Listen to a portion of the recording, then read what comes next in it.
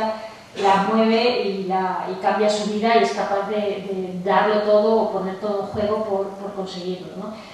Pero también quería que fuese en ese sentido, y quería reflejar un deseo que no tiene reflejo en la sociedad. A mí me sorprende como feminista, y eso me da mucho juego, como todas, años después, décadas después de la emergencia del feminismo, en un mundo hipersexualizado, porque donde realmente el sexo está en todas partes, o sea, para nada vivimos en una sociedad que reprima el sexo, como me decía alguien el otro día en una charla. O sea, la sociedad no solo no lo reprime, sino que empuja hacia el sexo, pero de una manera brutal, porque con sexo se vende todo, es decir, hoy todo se vende con sexo, desde los programas de televisión hasta las lavadoras, pasando por los coches, lo que sea, todo es sexo.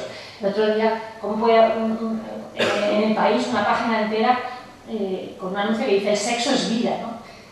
Creo que venden Viagra o algo así. Pero el sexo es vida, es la página entera, y es realmente lo que esta sociedad opina del sexo. Es más raro ser célibe aquí que, o sea, es decir, eso sí que produciría rareza. Pero es cierto, es una sociedad que no reprime el sexo, sino que lo potencia, que reprime porque el sexo vende todo y es un enorme mercado, pero es cierto que reprime o que condena o que oculta determinadas manifestaciones sexuales.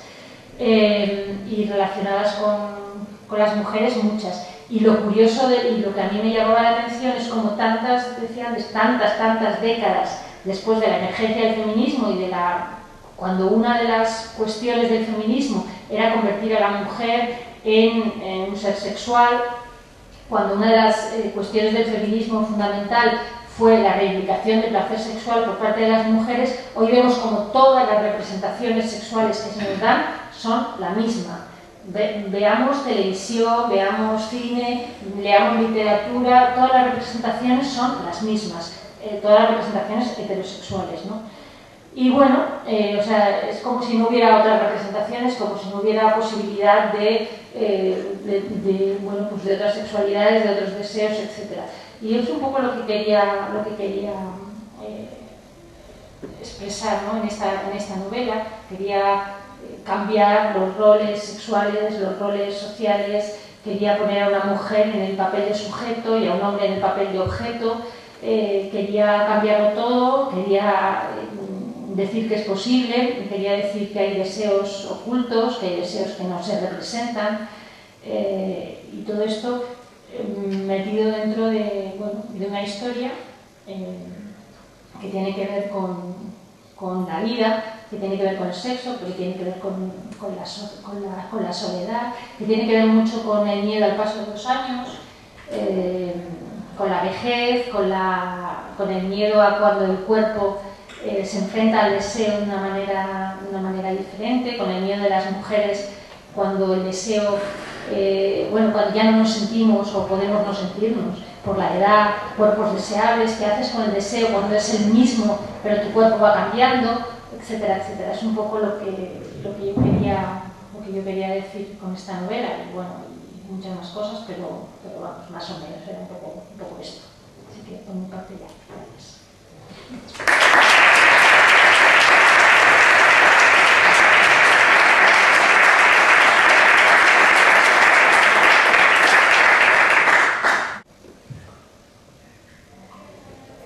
Una pregunta, ¿alguna de las que, o algunos de los que están aquí os ha vendido ya el libro? Yo todavía no, porque me acabo de buscar. Un poco, verá, yo ya porque sabía que venía y yo estaba mirando, me gustaría que un poco comentasen ese deseo oculto que sinceramente yo nunca más me lo había planteado. Y cuando lo leí, pues me llamó la atención y dije, pues verdad, y hay otra posibilidad más que esa hemiplegia, ¿no? Del deseo ahí. Y un poco que lo comentase, que no sé, para que lo supiese, ¿no? Que parece que estamos hablando de ese deseo oculto, tan oculto que no lo hemos dicho. Bueno, y era porque no. Bien, el deseo de la novela, que como digo, no quería centrarnos en eso porque es un deseo activo por parte de una mujer que tiene poder, que es la directora de una oficina, hacia un becario. Ella es mayor, bueno, tiene 50 años, hacia un becario que es joven, y ella tiene el deseo de penetrarle a él.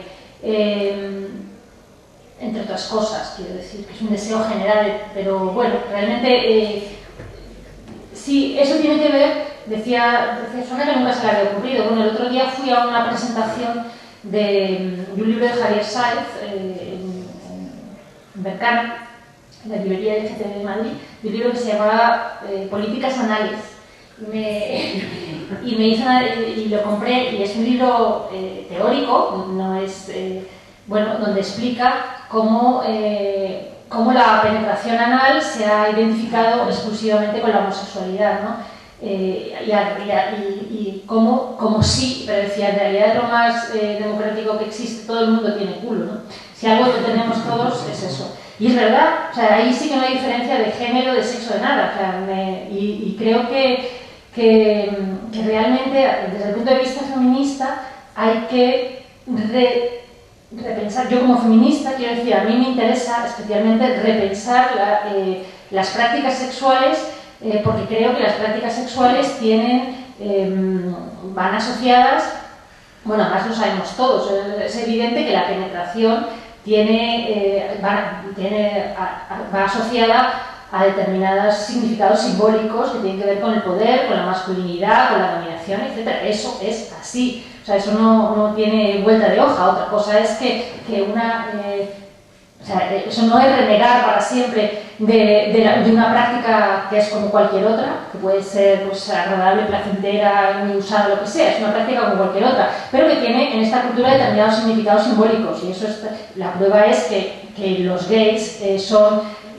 o sea, que la penetración anal solo se identifica con los gays cuando la penetración anal es una práctica heterosexual frecuente, de hombres a mujeres, y de mujeres a hombres también frecuente, aunque invisibilizada totalmente, ¿no? Y bueno, yo creo que los significados simbólicos, los significados simbólicos tienen que cambiar. Cuando a alguien a una persona se le quiere humillar, fastidiar, etcétera, se le viola, se le penetra, tanto un hombre como una mujer. Por tanto, esa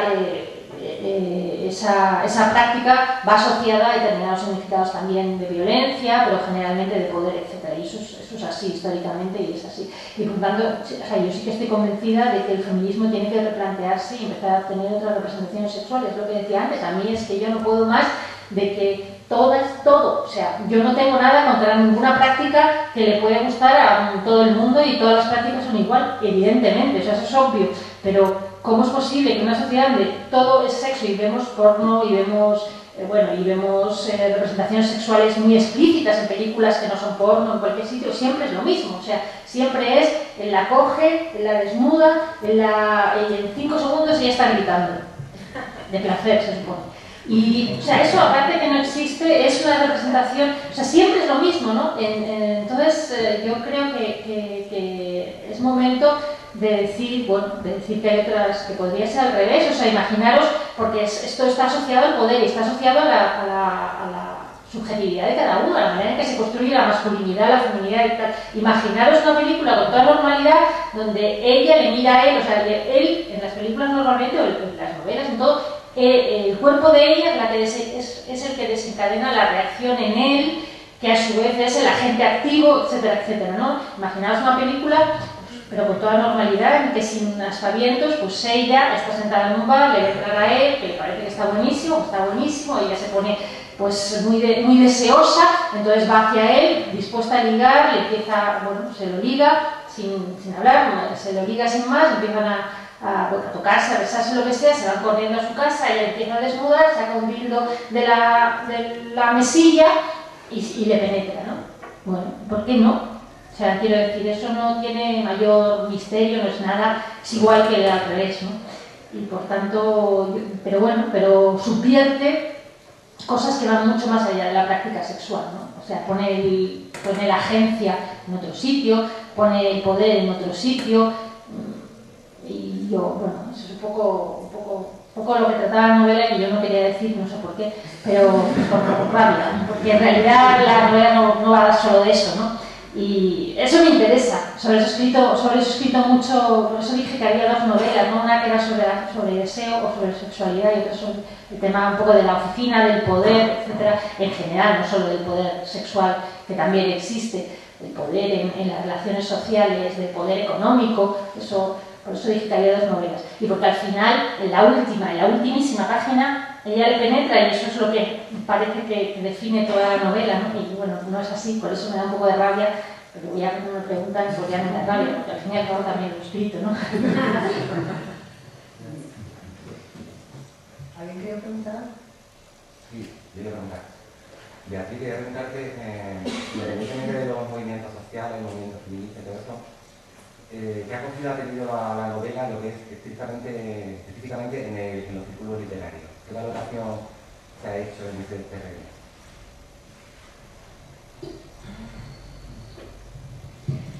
Pues, a ver, en los círculos literarios donde yo he llegado, es lo que decía al principio, a todo el mundo le ha gustado mucho, o sea, por eso, a todo el mundo le ha gustado mucho, ¿no? Me la presentó Jesús Ferrero, que tiene acceso pues, a críticos, etcétera, y él la llevó a amigos y tal. A todo el mundo que la ha leído le ha gustado. Incluso, bueno, me han dicho cosas muy, muy halagadoras de la novela, y eso me ha halagado y me ha dejado satisfecha. Entre el feminismo, como he dicho, pues, bueno, no todo el feminismo la ha criticado. Ha habido una parte del feminismo que sí que la ha criticado, que estoy segura que ha sido sin leerla, porque incluso una amiga me lo dijo. Yo cuando vi el resumen ya vi que no me interesaba. Entonces, es verdad que no la he leído, ¿no? Y hay otra parte del feminismo que es queer, o del movimiento queer, del sector queer, que les ha gustado muchísimo. Como yo no soy queer, pues me he sentido rara.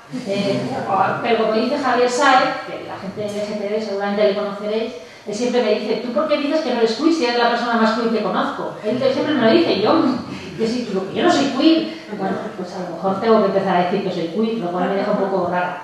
Pero bueno, no sé. En Barcelona me la presentó Alberto Mira, no sé si las personas de la LGTB segura que le conocéis.